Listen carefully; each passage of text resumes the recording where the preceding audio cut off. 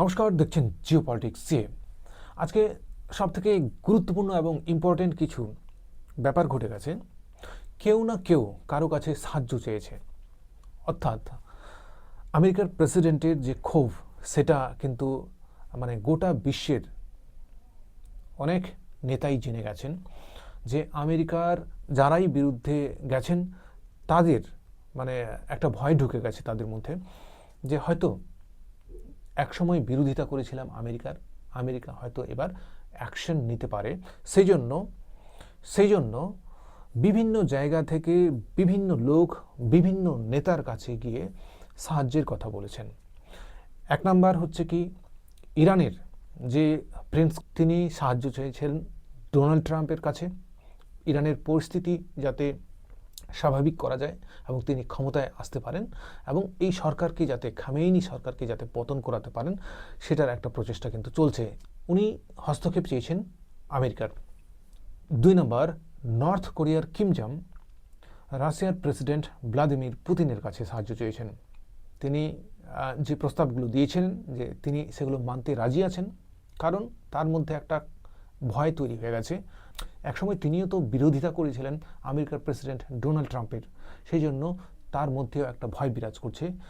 তিনি রাশিয়ার president Vladimir পুতিনের কাছে সাহায্য চেয়েছেন। 3 নম্বর, শি জিনপিংয়ের কাছে সাহায্য চেয়েছেন আবার সাউথ কোরিয়ার কর্ণধার। উত্তর কোরিয়া এবং দক্ষিণ কোরিয়ার মধ্যে যে বিবাদ চলছে, এই বিবাদের মধ্যস্থতা করতে যাতে শি জিনপিং এগিয়ে আসে, সেই প্রস্তাব তিনি রেখেছেন। চতুর্থ সাহায্যের প্রস্তাব যেটা হচ্ছে যে ডিফেন্স মিনিস্টার অফ পাকিস্তান, তিনিও সাহায্য চেয়েছেন ইউএস প্রেসিডেন্ট ডোনাল্ড ট্রাম্পের কাছে। তার সাহায্য চাওয়াটা একেবারে অদ্ভুত টাইপের, যেটা হচ্ছে যে নেতানিয়াহু তিনি মানবতাবাদ বিরোধী এবং যাতে তাকেও ধরে নিয়ে বন্দি করা হয়, ভেনিজুয়েলার যে রাষ্ট্রপতিকে বন্দি করা হয়েছে যে হিসেবে, তাকেও যাতে বন্দি করে একটা শাস্তি দেয়। তুর্কিও ঠিক একই প্রস্তাবটা করেছেন প্রেসিডেন্ট ডোনাল্ড ট্রাম্পের কাছে। তারা চেয়েছেন যে যেভাবে ভেনিজুয়েলার রাষ্ট্রপতি নিকোলাস মাদুরোকে ধরে নিয়ে যাওয়া হয়েছে, সেই হিসেবে তাকেও ধরে নিয়ে গিয়ে শাস্তি দিক, কারণ তিনি অনেক প্যালেস্টাইনিজকে মেরেছেন। গাজা, তারপরে তুর্কি বা হামাস, এইসব এরিয়ায় যেসব নিরীহ লোক ছিল তাদেরকে মেরেছেন। তো সব মিলে এই আজকের দিনটি প্রায় ওর কাছে সাহায্য চেয়েছে, ওর কাছে সাহায্য চেয়েছে, এই হিসেবে শিরোনামগুলোকে আজকে পাওয়া গেছে। ইরানের নির্বাসিত ক্রাউন প্রিন্স রেজা পাহলভি সম্প্রতি দেশে যে চলমান বিক্ষোভ চলছে, জনগণের সেই আন্দোলনে নিজেকে যুক্ত করেছেন এবং আন্দোলনকে অব্যাহত রাখার কথা তিনি জনগণকে বলেছেন।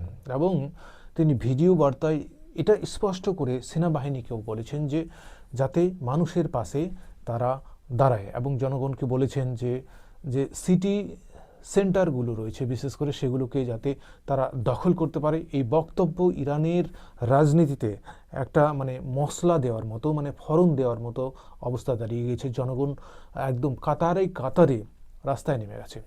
ইরানের পাহলভি রাজবংশের উত্তরাধিকারী যিনি রেজা পাহলভি 1989 সালে রাজতন্ত্র পতনের পর তিনি নির্বাসিত ছিলেন অনেক দিন ধরে, প্রায় 50 বছর ধরে। তার পিতা মোহাম্মদ রেজা শাহের যে শাসনকাল ছিল ইরানে, সেই শাসনকালে আধুনিকীকরণের দিকে কিন্তু তারা ধ্যান দিয়েছিলেন। কিন্তু বিপ্লবের পর আয়াতুল্লাহ খামিনি এর নেতৃত্বে সেখানে একটা রেভলিউশন আসে এবং ইসলামী যে প্রজাতন্ত্র, সেই প্রজাতন্ত্র গঠিত হয়। বর্তমানে দ্রব্যমূল্য দেশের মধ্যে বেড়েছে এবং এই দ্রব্যমূল্য বেড়ে যাওয়ার ফলে মানুষ রাস্তায় নেমেছে, আর যার ফলে প্রিন্স তিনি বলেছেন কিন্তু আমার প্রিয় দেশবাসী, গত এক সপ্তাহে আমি দেখেছি, আমি নিবিড়ভাবে এটা পর্যবেক্ষণ করে দেখেছি যে বিশেষ করে তিনি আন্দোলনকে সুশৃঙ্খল রাখার উপর জোর দিয়েছেন। এই কয়েকদিন ধরে তারা সরকার বিরোধী একটা স্লোগান দেশের মধ্যে চালাবেন এবং সশস্ত্র যে বাহিনী তাদের উদ্দেশ্যেও তিনি কিন্তু বার্তা দেন যে তারা কার পক্ষে থাকতে চায়, যে তারা তো দেশ সেবার কাজে নিজেদের নিয়োজিত করেছে, তো কার পক্ষে থাকতে চায়। এই যে খামেনি সরকার চলছে, অপরাধীর সরকার, সেই সরকারের পাশে থাকতে চায় না নিষ্পাপ নিরীহ জনগণের পাশে থাকতে চায়, এটা কিন্তু বার্তা তিনি দিয়েছেন। আয়াতুল্লাহ খামেনি বিক্ষোভকে বিদেশি ষড়যন্ত্র বলে আখ্যা দিয়েছেন। বিদেশি ষড়যন্ত্র এখানে থাকতেই পারে, কারণ অনেক দিন থেকে সিআইএ কিন্তু ইরানের মধ্যে এই প্রচেষ্টাটা চালাচ্ছে যে কিভাবে ইরানের এই সরকারকে পতন করা যায়, খামেনি সরকারকে, যার ফলে একটা এমন পরিস্থিতি তৈরি হয়েছে, সেই পরিস্থিতিতে মনে হচ্ছে যে খামেনি সরকার মানে পড়ে যেতে বাধ্য। এবং এই প্রিন্স ডোনাল্ড ট্রাম্পকে জানিয়েছেন যে যাতে তিনি এখানে হস্তক্ষেপ করেন, কারণ এখানকার নিরীহ মানুষগুলো মারা যাচ্ছে এই সরকারের মানে ক্ষমতার অপব্যবহারের ফলে। প্রায় 62 থেকে 64 জন মানুষ সেখানে মারা গেছেন এবং এই আন্দোলনে যুক্ত হওয়ার ফলে সেখানকার মানুষের মধ্যে একটা নতুন আন্দোলনের ইন্ধন মানে তারা খুঁজে পেয়েছেন। কিন্তু দমননীতির জন্য যে আলোচিত এখন খামেনি সরকার, সেই খামেনি সরকারকে তারা উৎখাত করতে প্রতিজ্ঞাবদ্ধ এবং হয়তো এই সরকার পতন হয়েই যাবে যদি আমেরিকা এসে এখানে হস্তক্ষেপ করেন। সেজন্য বর্তমানে আয়াতুল্লাহ খামেনি কিন্তু একটা ত্রাসের মধ্যে রয়েছেন। এমনও হতে পারে যে কোনো সময়ে ঠিক যেভাবে ভেনেজুয়েলার রাষ্ট্রপতি নিকোলাস মাদুরোকে তুলে নিয়ে গেছেন, সেইভাবে তাকেও তুলে নিতে পারেন। একটা জিনিস পরিষ্কার, যারা একবার ক্ষমতা হারিয়েছে তারা সেই ক্ষমতাকে ফিরে পেতে প্রাণপণ চেষ্টা করবে। দরকার হলে দেশের অবস্থা 20 বছর পেছনে চলে যাক, বা দেশের যে শাসন ক্ষমতা কারো অধীনত্বে চলে যাক, সেটা কিন্তু আর দেখবে না।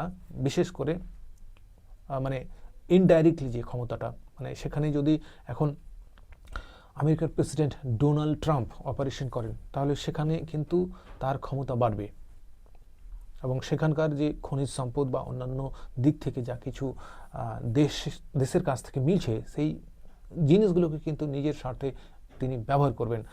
তো এইভাবে ডোনাল্ড ট্রাম্পকে আমন্ত্রণ দেওয়া মানে কি, মানে ইনডাইরেক্টলি সেই দেশটা কিন্তু তার অধীনত্ব স্বীকার করে নিচ্ছে।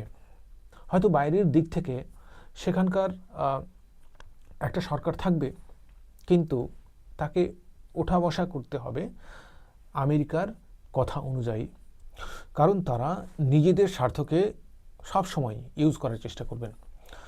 চলুন এই বিষয়ে আমেরিকার রাষ্ট্রপতিকে সেই ক্রাউন প্রিন্স কি বলেছেন সেই হেডলাইনটা জেনে নিন।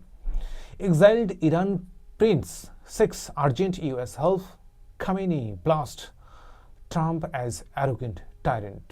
এই হেডলাইন থেকে স্পষ্ট যে ইরানের প্রিন্স তিনি ডোনাল্ড ট্রাম্পের কিন্তু হস্তক্ষেপ চাচ্ছেন। Exiled Iranian Crown Prince Reza Pahlavi has called on US President Donald Trump to intervene urgently, as at least 20 people were repeatedly killed in the past 24 hours. মানে 24 ঘন্টার মধ্যে প্রায় 20 জন মানুষ মারা গেছে এবং টোটাল 62 থেকে 64 জনের মতো মানুষ সেখানে মারা গেছে। আসলে যতটা তিনি পরিষ্কারভাবে এই পরামর্শগুলো দিচ্ছেন, ততটা কিন্তু ক্লিয়ার কেউই না। পাকিস্তানের মধ্যেও অনেক কিছু ব্যাপার ঘটেছে। বেলুচিস্তানের উপর অনেক প্রেশার তারা করেছেন, বেলুচিস্তানের নাগরিককে মেরেছেন তারাও কি পরিষ্কার নয়। আমেরিকা পরিষ্কার নয়, আমেরিকাও বিভিন্ন জায়গায় এই যে অপারেশন করে মানুষকে মারছে, এটাও পরিষ্কার নয়। অপরদিকে নেতানিয়াহু তিনি আতঙ্কবাদের বিরুদ্ধে লড়াই করছেন। সব মিলে একটা জগা খিচুড়ি, মানে উত্তাল পরিস্থিতি, গোটা বিশ্বেই কেউ শান্তিতে নেই। একে একে সব জায়গায় সরকারগুলোর পতন ঘটছে, সব জায়গায় কিছু না কিছু একটা মানে চেঞ্জ হচ্ছে। আর এই চেঞ্জের মূলে দেখা যায় যে বেশিরভাগ ক্ষেত্রেই আমেরিকার ইনডাইরেক্টলি হাত আছে। ধন্যবাদ এই প্রতিবেদন দেখার জন্য। যদি আপনাদের ভালো লাগে অবশ্যই চ্যানেলটি সাবস্ক্রাইব করবেন।